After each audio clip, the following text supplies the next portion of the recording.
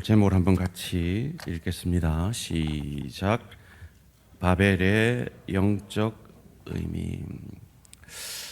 오늘 설교하러 올라오기 전에 문득 이런 질문이 떠오르더라고요. 용서하시고 좀 들어주십시오. 여러분, 이 추운 아침에 지금 여기서 뭐 하고 계십니까? 200만 가난한 성도가 있다는데 자기들 교회 안 나와도 구원받는다고 하는데 굳이 왜 지금 교회 나와서 온라인이라는 그 선한 도구가 있는데 왜 여기 앉아 계신 거예요? 거기다가 10의 1을 드린다고 여러분 수입이 갑자기 오릅니까?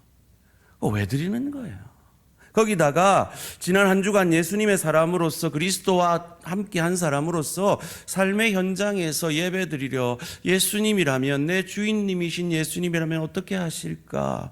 왜 그렇게 힘겹게 사시는 거예요? 그냥 편하게 즐겁게 내 마음대로 사시지 않고요. 우리가 오늘 읽은 이 본문은 그 유명한 바벨탑 사건입니다. 그런데 사실은 우리가 바벨탑 사건으로만 이 본문을 이해한다면 그건 성경의 반도 이해를 못한 거예요. 왜 그럴까요?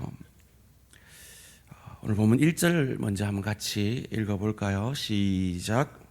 온 땅의 언어가 하나요 말이 하나였더라. 제가 이 본문을 이런 관점 저런 관점으로 묵상을 하고 참고를 하면서 이런 질문이 일어나더라고요. 그때 언어가 뭐였을까? 이 땅에 언어가 하나였을 때 진짜 언어가 뭐였을까? 현재까지 고고학적으로는 모른다가 정답입니다. 그렇다면 아브라함이 썼던 언어는 무엇일까요? 히브리어는 아닙니다. 왜냐하면 그때 아브라함이 처음 언어 생활을 할 때는 히브리 민족 자체가 없었기 때문입니다. 이 히브리어는 고센 땅에서 히브리 민족들이 모여 살면서 생겼다라는 것이 정설입니다. 하나님께서 만약에 이 바벨 사건으로 언어를 혼잡하게 하지 않았다면 이 4,000년 전에 아브라함과 우리가 같은 언어를 쓰고 있을까요? 왜 하나님은 굳이 언어를 혼잡하게 하셨을까요? 그 궁극적 이유가 무엇일까요? 거기에는 어떤 영적인 의미가 있는 것일까요? 아브라함이 썼던 언어, 그 당시 아브라함이 살았던 우르 땅에서 발견된 고고학적 자료로 따르면 아카드어라는 언어였다고 합니다. 그러면 바벨 사건이 없었으면 우리도 지금 아카드어를 쓰고 있을까요? 아니면 그 처음 어떤 언어인지 알 수 없지만 그 하나였던 언어가 하나였던 그 언어를 우리가 지금 아직도 쓰고 있을까요? 여러분, 오랜만에 국어2로 한번 가볼까요? 제가 지금 하는 말이 무슨 말인지 이해되십니까? 나란 말싸미 둥국에 달라 문자와로 서로 사맞디 아니할세. 이해가 되시는 분은 와 고개를 끄덕이시네. 대단하십니다. 졸업하신 지 지금 몇십 년이 됐는데도 이해가 되시네. 그런데 다른 대부분의 사람들은 이해가 안 돼요. 그나마 우리가 이해되는 건 국어2를 공부했기 때문이죠. 나란 말이 중국과 달라 서로 어울리지 아니할세라는 표현을 우리가 하지 그렇게 표현하지 않습니다. 불과 600년 전에 세종대왕은 한글을 그렇게 표현했어요. 600년 만에도 이렇게 언어가 달라진다면 4,000년이 지난 지금 우리는 바벨 사건이 아니라도 이 아브라함과 다른 언어를 쓰고 있지 않았을까 싶습니다. 그런데 왜 굳이 언어를 다르게 만드셨을까요? 이 바벨의 영적 의미는 무엇일까요? 첫 번째로 바벨의 심판은 인간들의 불신앙과 불순종에 대한 하나님의 간섭하심입니다. 오늘 보면 2절이 이렇게 이어지고 있습니다. 이에 그들이 동방으로 옮기다가 시날 평지, 두 강이 만난다라는 뜻이죠. 시날 평지를 만나 거기 거주하매. 옮기다라는 말은 말뚝을 뽑는다라는 의미래요. 여기가 안전할까 저기가 안전할까 하나님의 그 문화명령 생육하고 번성하고 땅에 충만하라는 그 명령을 순종하려고 했던 것이 아니라 내 한 몸 어디가 안전할까를 찾아다녔다는 의미죠. 말뚝을 뽑는 건 텐트 형태의 그 주거 형태로 그렇게 표현했던 걸로 이해가 됩니다. 그들이 결국 선택했던 건 메소포타미아, 두 강이 만나죠. 유프라테스와 티그리스가 만나는 그 하류가 시날 땅이라고 합니다. 물도 많고요, 비옥한 평원이 있는 제국을 건설하기, 자기 한 몸 안전하게 지키기 가장 좋은 그곳을 그들은 선택했습니다. 그리고 바벨을 짓죠. 바벨을 지은 두 가지 목적을 성경은 우리에게 가르쳐 줍니다. 이름을 내는 것과 흩어짐을 면하는 것. 오늘 본문 4절 말씀입니다. 자, 말하되 성읍과 탑을 건설하여 그 탑 꼭대기에 하늘에 닿게 하여 우리 이름을 내고 온 지면에 흩어짐을 면하자 하였더니, 근데 이것을 원문으로 보면요, 온 지면에 흩어짐을 면하고자 이름을 내었다. 그들은 흩어지기를 원하지 않은 것이 바벨을 지은 목적이었던 것이요. 그런데 하나님은 분명히 그들이 타락하기 전에 문화 명령을 내리셨어요. 창세기 1장 28절 말씀이죠. 하나님이 그들에게 복을 주시며 하나님이 그들에게 이르시되 생육하고 번성하여 땅에 충만하라, 땅을 정복하라, 바다의 물고기와 하늘의 새와 땅에 움직이는 모든 생물을 다스리라 하시니라. 그런데 그들이 이 메소포타미아에 정착하려고 했던 건 이 하나님의 명령을 정면으로 반하는 것, 어기는 것이 되는 것입니다. 왜요? 그들은 선악과를 따먹었잖아요. 선악과를 따먹음으로 말미암아 자기가 하나님이 되었죠. 자기가 판단하는 선과 악이 옳은 자들이 되었죠. 그래서 하나님은 흩어지라 하셨는데, 정복하라 하셨는데, 그들은 자기의 안전을 지키는 것이 그들에게 가장 중요한 선이 되었던 것입니다. 그들이 이럴 수 있었던 건 건축 기술이 발달했기 때문이에요. 오늘 보면 3절 말씀입니다. 서로 말하되 벽돌을 만들어 견고히 굽자 하고 이에 벽돌로 돌을 대신하여 역청으로 진흙을 대신하고, 이 벽돌을 만드는 신기술이 생겼습니다. 그래서 이 벽돌을 아주 많이 만들어서 보관할 수 있게 된 것이죠. 그런데 재밌는 것은 이 벽돌과 벽돌 사이를 잇는데 사용한 기술이 역청을 바르는 것이었습니다. 그런데 이 기술은 하나님이 그들에게 주신 거였죠.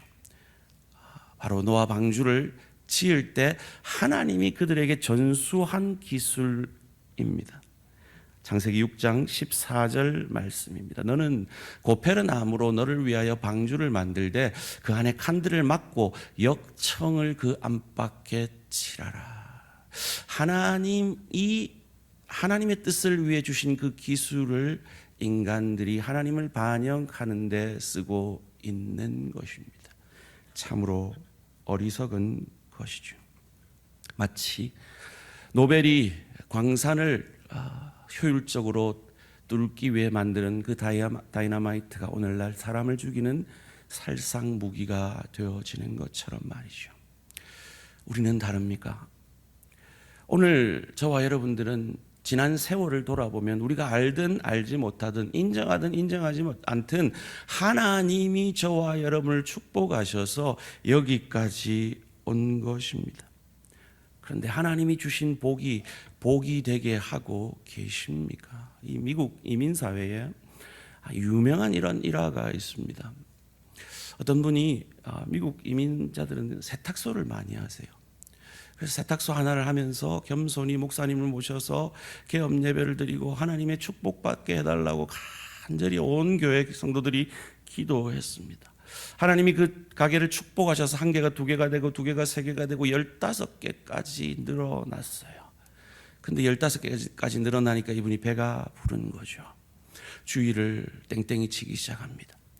11조를 떼먹기 시작합니다. 주일 예배 자리에 나와 하는 그 시간에 자기의 즐거움을 위해 골프를 치러 갑니다. 그 소식을 들은 담임 목사님, 그분이 누군지는 정확하게 밝혀지지 않았는데요, 그 담임 목사님이 그 가게를 찾아갑니다. 그리고 그분의 손을 붙들고 이렇게 간절히 기도했대요. 하나님, 이 가게를 망하게 하여 주시옵소서라고요. 누군지 몰라도 정말 대단한 목사님인 것 같아요. 정말 그 영혼을 사랑하는 목사님인 것 같아요. 그분이 정신이 번쩍 들어가지고 회개하고 그가 받은 참 축복, 그 물질적 축복을 하나님 나라와 복음을 위해, 선교를 위해 아름답게 썼다라는 아름다운 마무리가 있는 얘기가 이민사회에 아주 널리 퍼져 있습니다. 사랑하는 성도님들, 저와 여러분에게는 하나님께서 건강을 주셨습니다. 지혜를 주셨습니다. 재능을 주셨습니다. 직분을 주셨습니다. 사명을 주셨습니다. 물질의 축복을 주셨습니다. 남들이 하지 못하는 그 어떤 일들을 할 수 있는 은사를 주셨습니다. 그것들이 복이 되게 하는 저와 우리 모든 성도님들 되시기를 주님의 이름으로 축원합니다. 두 번째로, 왜 이 바벨이 어떤 영적인 의미가 있는 것일까요? 이 바벨의 심판은요, 인간의 그 불순종, 그 불신앙보다 그 인간을 향한 하나님의 열심과 사랑이 훨씬 크심을 보여주는 사건입니다. 우리가 흔히들 바벨탑 하는데요, 사실은 탑보다 더 중요한 것이 성읍입니다. 14절 말씀 같이 읽어볼까요? 시작. 또 말하되 성읍과 탑을 건설하여 그 탑 꼭대기를 하늘에 닿게 하여 우리 이름을 내고 온 지면의 흩어짐을 면하자 하였더니. 잠깐 띄워주시고요. 성읍과 탑입니다. 그들이 흩어짐을 면하는 것이 목적이었다면 그 탑은 그 홍수를 면하고자 하는 것뿐이었고, 그리고 그들의 이름을 떨치려는 것뿐이었고, 그들이 궁극적으로 흩어짐을 면하기 위해 했던 것은 성읍을 쌓는 겁니다. 도시를 만드는 것이었습니다. 그래서 이 성읍에 대해서 이 하나님께서 언어를 혼란스럽게 만든 그 이유에 드러난 현상이 하나님이 지금 무엇에 주목하고 있고 무엇에 화가 나 있는지를 보여줍니다. 11장 8절 말씀입니다. 여호와께서 거기서 그들을 온 지면에 흩으셨으므로 그들이 무엇을? 그 도시를 건설하기를 그쳤더라. 하나님의 관심은 그들이 만들고 있는 도시, 과거 성경에는 성읍이라고 되어 있죠. 왜요? 그 성읍 때문에 그들이 하나님의 이 문화명령, 흩어져서 정복하는 그 명령을 정면으로 어기고 있었기 때문입니다. 사실은 탑보다는 성읍이 중요했던 것이요, 이어지는 9절 말씀이 우리에게 보여줍니다. 그러므로 그 이름을 바벨이라 하니, 여기서 그 이름을 바벨이라 하니라고 했는데, 이 원문에 보면 이 그 이름의 이 관사가 여자예요. 그녀의 이름이라고 되어 있어요. 그 시대 히브리어는요, 성읍은 여성형으로 표현하고요, 탑은 남성형으로 표현합니다. 그러니까 하나님께서 지금 관심을 가지는 건 그 도시라는 겁니다. 바벨시라는 겁니다. 우리가 흔히들 바벨탑 하는 것이 아니라 바벨시에 하나님께서 화가 나 있는 거죠. 왜요? 탑 아무리 쌓아봐야 그들은 하나님한테 도달할 수가 없습니다. 그런데 그들이 견고한 성읍, 도시를 만들면 하나님이 명령하신 이 문화 명령을 정면으로 어기고 그곳에 안착하고 그곳에 살고 정복하고 다스리는 그 일을 하지 않을 것이기 때문입니다. 그래서 하나님이 어떻게 하셨죠? 언어를 혼잡하게 하셨습니다. 제가 앞서 말씀드린 대로 600년 전에 세종이 만든 한글과 600년이 지난 지금 우리가 쓰는 한글이 다른 것을 우리는 확인했습니다. 어차피 언어는 달라졌을 겁니다. 그런데 왜 하나님은 굳이 이렇게 급박하게 간섭하실까요? 바로 이 하나님이 내리신 이 문화명령, 땅을 정복하는 이 명령을 인간들이 자기가 신이 되어 자기 판단으로 자기는 도시에 사는 것이 선이 되어 버렸기 때문이죠. 언어는 어차피 600년 뒤에 달라졌을 것입니다. 그런데 하나님이 급박하게 간섭하셔서 바로 달라지게 하십니다. 이것을 우린 두렵고 떨림으로 받아야 할 것입니다. 사랑하는 성도님들, 하나님의 열심은 우리의 불신앙과 우리의 믿음 없음보다 크십니다. 그러기에 우리가 하나님의 자녀인 우리가 하나님의 뜻에 반할 때 지켜보고 계시다가 하나님은 급히 간섭하셔서 우리의 삶에 역사하실 수 있는 하나님이신 것을 우리는 두렵고 떨림으로 기억하며 오늘 우리가 하나님의 뜻에 반하는 일을 하고 있는 그것에서 돌이키는 저와 우리 모든 성도님들 되시기를 주님의 이름으로 축원합니다. 우리는 하나님의 열심을 이길 수 없습니다. 하나님의 열심은 우리의 열심보다 크십니다. 어차피 그 길을 가야 한다면. 그래서 유명한 기독교 격언이 있잖아요. 한번 따라해 보실래요? 맞고 할래? 그냥 할래? 따라 안 하고 싶죠? 그런데 하나님의 열심은 그렇다는 거예요. 하나님이 우리를 나 자신보다 더 사랑하시기 때문에 이들을 그냥 두면 영원히 나와 멀어질 것을 아시고 하나님은 급히 그들의 언어를 혼란시키시는 겁니다. 우리가 뭐 대단하다고요? 아니요. 5절 말씀 함께 읽어볼까요? 시작. 여호와께서 사람들이 건설하는 그 성읍과 탑을 보려고 내려오셨더라.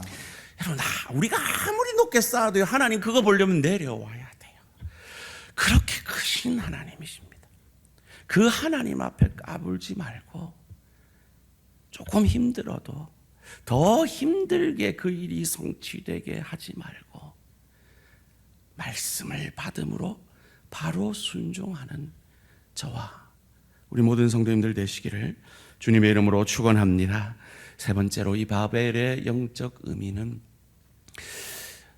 이 창세기 1장 28절을 통해서 주신 문화 명령을 뛰어넘어 세계 복음화를 이루시려는 하나님의 뜻이 그들의 언어를 혼잡하게 하고 그들을 흩으신 데 담겨 있다라는 것입니다. 이 바벨의 현상은 한 언어가 여러 언어로 바뀐 것이었죠. 그런데 오순절 성령 강림이 임했을 때는 여러 언어를 한 언어를 쓰던 사람들이 그 언어를 배우지 않고도 그 명절을 지키기 위해서 온 디아스포라 유대인들이 수십 년 동안 배워서 익힌 외국어를 그 복음의 말씀으로 듣게 하는 역사가 일어납니다. 이것이 교회의 탄생의 사건이죠. 사도행전 2장 4절에서 8절까지 말씀입니다. 그들이 다 성령의 충만함을 받고 성령이 말하게 하심을 따라 다른 언어들로, 외국어입니다, 언어들로 말하기를 시작하니라. 그때 경건한 유대인들이 천하 각국으로부터 와서 예루살렘에 머물러 있더니 이 소리가 나매 큰 무리가 모여 각각 자기의 방언으로, 즉 미국 이민 간 사람은 영어로 들리고 프랑스 이민 간 사람은 프랑스 말로 들리는 그 자기의 방언으로 제자들의 말하는 것, 그 복음을 듣고 소동하여 다 놀라 신기하게 여겨 이르되 보라, 이 말하는 사람들이 다 갈릴리 사람. 여기서 갈릴리 사람이라는 건 못 배운 천대하는 말이거든요. 저 무식한 사람이 아니냐라고 말합니다. 우리 각 사람의 난곳 방언, 즉 이민 2세, 이민 3세들이 태어나면서 배운 그 외국어를 저 무식한 갈릴리 사람들의 입을 통해 듣게 되는 것이 어찌미냐라고 고백하는 것입니다. 이 오순절 사건은 교회의 시작입니다. 복음으로 이 땅을 통일하려는 하나님이 교회를, 이 신약 교회를 세우신 시작이죠. 그래서 이 신약 교회를 통해서 구약에 내리신 문화 명령이 바로 지상 명령으로 변화되어지는 것입니다. 출애굽의 은혜로 구원받은 이 셈 족속이 세상의 원리로 가득 찬 가나안 족속을 그 가나안 땅에서 몰아내므로 이 노아라는 선지자를 통해서 예언한 그 예언을 가나안을 정벌함으로 이루는 것처럼 이 문화명령을 지상명령 성취로 바꾸신 우리 주 예수 그리스도께서 성령으로 우리 안에 거하심으로 말미암아 우리는 세상으로 나아가 복음으로 은혜를 증거해야 하는 것입니다.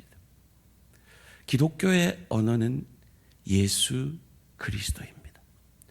우리가 그 예수 그리스도의 사랑을 가지고 가면 언어가 좀 부족해도 하나님은 그 예수 그리스도를 통해서 교회를 세워가고 그 언어를 하나 되게 하시는 것입니다. 그 예수의 언어가 무엇입니까? 오랜만에 해볼까요? 긍휼 뭐라고요? 성육신 뭐라고요? 역지사지 뭐라고요? 뒷사람 생각. 바로 우리는 이 언어를, 이 예수의 언어를 가지고 가정으로 나아가서 내 아내와 내 남편과 내 부모와 내 자녀와 일터의 내 동료와 주의 교회 내 지체를 향하여 이 예수의 언어로 말하고 소통하고 그들을 품에 안음으로 하나님께서는 우리를 통하여 그 은혜를 흘러가게 하시는 것입니다. 말씀을 맺겠습니다. 제가 지금 사진을 한 장 보여드릴 텐데요. 이것이 그 베를린 어느 박물관에 있는 이 바벨론 이 유적지에서 나온 이 스타르문이라는 것입니다. 여러분 지금 사진으로 봐도 너무 화려하죠. 바로 이스라엘이 멸망할 그 당시에 이 바벨론이 이런 화려한 문화 속에서 이스라엘을 잡아먹은 겁니다. 그런데 성경 외에 100여 년 전만 해도 이 바벨론이라는 나라는 신화 속에 등장하는 나라였어요. 왜냐하면 이 바벨론에 대한 고대 문물이 안 나왔기 때문입니다. 그런데 이 스타르 문을 발견한 독일 건축사학자인 로베르트 콜데바이라는 사람이 1899년에 바벨론 일대를 조사했어요. 그리고 20m를 파내려 가서 이 유적을 발견하게 됩니다. 그 사람이 누구냐 하면 이스라엘 백성들을 예루살렘 성전을 무너뜨리고 이스라엘 백성들을 포로 잡아갔던 느부갓네살, 역사적으로는 네부카드네자르 2세입니다. 신바벨론 제국의 2대 왕이죠. 이 사람이 위대한 건축가였대요. 이런 화려한 문화가 이것만 있었느냐? 이건 그 내성의 8개 중에 하나였다고, 8번째 문이었다라고 할 정도로 바벨론의 문화는 화려했습니다.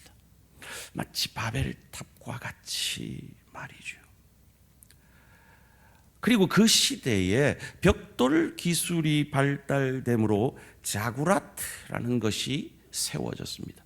제가 보여드리고 있는 이 자구라트는요, 이집트에 있는 자구라트입니다. 그런데 이런 형태의 자구라트가 당시에 바벨론에도 있었다라는 것을 이 그리스 역사학자 헤로도토스라는 주전 484년에 425년 동안 살았던 그분이 주전 458년에 즉 이스라엘이 포로 잡혀 갔다가 다시 귀환한 뒤 30년 뒤에 바벨론을 방문한 기록이 고고학적으로 남아 있다고 합니다. 그때 그가 기록한 이 자구라트는요 90m였어요. 당시 높이로는 하늘에 닿는 높이죠. 지금 이 자구라트를 보고 있는 이 바벨론에 잡혀온 포로들은 엘리트들입니다. 그 엘리트들은 자기의 신이 있는 예루살렘 성전이 파괴되는 것을 보고 그 땅을 떠났어요. 그리고 방금 봤던 그 화려한 문, 그것도 한두 개가 아닌 이 화려한 문명, 그리고 자구라트라는 그 90m 위에는 그들이 섬기고 있는 마르둑이라는 신이 있는 거예요. 그러니까 예루살렘 성전은 무너졌으니까 그 여호와 신은 죽었고 그 마르둑이라는 그들의 신이 승리한 것이죠. 그런데 놀랍게도 70년 동안 이 화려한 바벨론 문화를 경험했던 이스라엘 백성들이 돌아왔다는 거예요. 놀랍지 않습니까, 여러분? 물론 많은 사람들이 그곳에 남았습니다. 돌아온 사람보다 남은 사람이 훨씬 많았죠. 그런데 그들이 그런 화려한 문화, 그들의 성전은 무너졌고 이 바벨론의 신 마르독을 섬기는 이 탑은 90m가 올라와 있는 이 화려한 장면을 보고도 다시 예루살렘으로 돌아왔다는 것 놀랍지 않습니까? 이것이 어떻게 가능했을까요? 여기서 이 바벨론이라는 나라와 이 바벨이라는 도시는 같은 말입니다. 바벨입니다. 즉 그들은 말씀을 통하여서 오늘 이 창세기 이 11장의 말씀을 통하여서 이 바벨이 이렇게 화려해도 언젠가는 하나님이 간섭하시면 그들의 언어를 회파해서 그들이 다 흩어지고 황폐화되어질 것이다. 그러나 내가 믿는 여호와 하나님이 내게 예비하신 하나님 나라는 영원할 것이다. 이 믿음으로 그들은 그 화려한 바벨론 문화를 뒤로하고 다시 세워야 하는 그 예루살렘으로 돌아왔던 것입니다. 바로 그 같은 역사를 여러분 이 추운 날 하나님 앞에 예배하러 나와 고백하고 있는 것이고 10의 1을 하나님 앞에 구별하여 바침으로 내가 이 10의 1을 바치면 이 땅에서 10의 1만큼 손해지만 하나님은 내게 영원한 하나님 나라를 예비하신 하나님인 것을 바라보고 세상에서 예수님이라면 어떻게 하실까? 그 질문 속에서 살면 내 자존심이 상하고 손해봐야 되고 세상 사람들이 나를 이용해 먹는 그 상황 속에서도 이 땅이 끝이 아니야. 이 땅은 바벨탑처럼 바벨론처럼 20m를 파내려가지 않으면 그 문명이 있었는지도 모를 정도로 회파해버린 그 바벨론처럼 영원히 인류에서 이름도 모르게 사라진 그 바벨론처럼 세상은 그럴 거야. 그러나 내가 하나님 앞에 드린 시간과 물질과 그리스도 예수를 닮아가기 위해 이 땅에서 몸부림친 그 경건은 금생에도 그러나 내 생에도 유익이 있다고 성경이 우리에게 약속하고 있기에 이 세상의 그 어떤 유혹에도 불구하고 우리는 예배자의 자리를 주님 앞에 헌신하는 헌신자의 자리를 주님 앞에 순종하는 그리하여서 저 천국 이 하루살이 같은 인생을 마치고 누리게 될 그 좋은 천국을 누리고 즐길 수 있는 그 나라의 주인이신 예수 닮은 인격과 실력의 하늘 상급받는 저와 우리 모든 성도님들 되시기를 주님의 이름으로 축원합니다. 이스라엘 백성들은 출애굽한 이후에 뒤에서는 이 군사들이 쫓아오고 앞에는 홍해가 가로잡힌 그 상황 속에서 선택해야 되는 기로에 있었습니다. 그때 하나님의 사람 모세가 일어나 이렇게 말합니다. 출애굽기 14장 13절 말씀입니다. 모세가 백성에게 이르되 너희는 두려워하지 말고 가만히 서서 여호와께서 오늘 너희를 위하여 행하시는 구원을 보라. 너희가 오늘 본 애굽 사람을 영원히 다시 보지 아니하리라. 그리고 믿음의 눈을 보았을 때 이어지는 14절 말씀입니다. 여호와께서 함께 읽을까요? 시작. 여호와께서 너희를 위하여 싸우시리니 너희는 가만히 있을지니라. 믿으십니까? 하나님이 어떻게 싸우셨습니까? 그 바벨을 언어를 혼잡하게 해서 공사를 중단시켜 황폐화시킨 하나님께서요, 그들이 선악과를 따먹고 바로 가죽옷을 입히신 것처럼 하나님이 바로 조처하고 계심을 앞뒤에 있는 족보들이 우리에게 가르쳐주고 있습니다. 창세기 10장 25절 말씀입니다. 에벨은 두 아들을 낳고 하나의 이름을 벨렉이라 하였으니 그때의 세상이 나뉘었으며 벨렉의 아우의 이름은 욕단이며.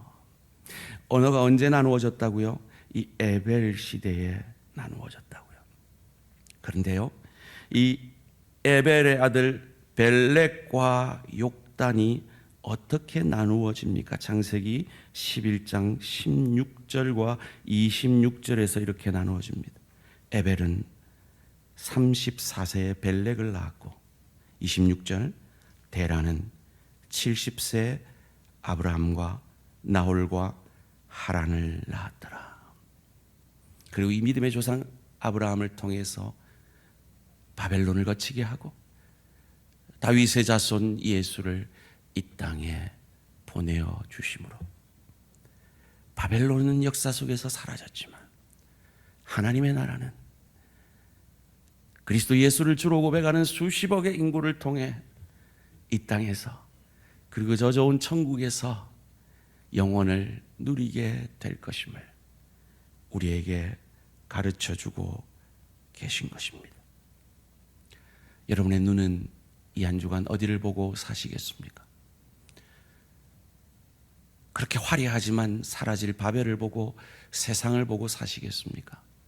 아니면 이 땅에서 저 하나님 나라를 준비시키시는 하나님을 바라며 그 하나님 앞에 순종하며 사시겠습니까? 영혼을 위하여 이 한 주간도 하루하루를 살아가는 저와 우리 모든 성도님들 되시기를 주님의 이름으로 축원합니다. 이 시간 함께 기도하겠습니다. 혹 지난 한 주간 내 눈은 무너져버릴 바벨탑에 있지는 않았습니까? 그저 현실에 급급하여 살지는 않았습니까? 하나님은 우리가 그런 것을 아세요. 그래서 하나님은 강권적으로 믿음의 조상 아브라함을 통해서 우리에게 다가오십니다. 그 주님을 주로 고백하는 우리는 주님께서 책임지는 인생이 되었습니다. 그것을 믿고 주님, 이 한 주간도 없어져 버릴 세상이 아니라 주님께 순종하며 주님의 나라를 위해 더 아름답게 빚어지며 헌신하는 복된 인생 되게 하여 주시옵소서. 주여 한번 부르시고 내게 들릴 정도로 하나님 앞에 결단의 기도 드리시겠습니다.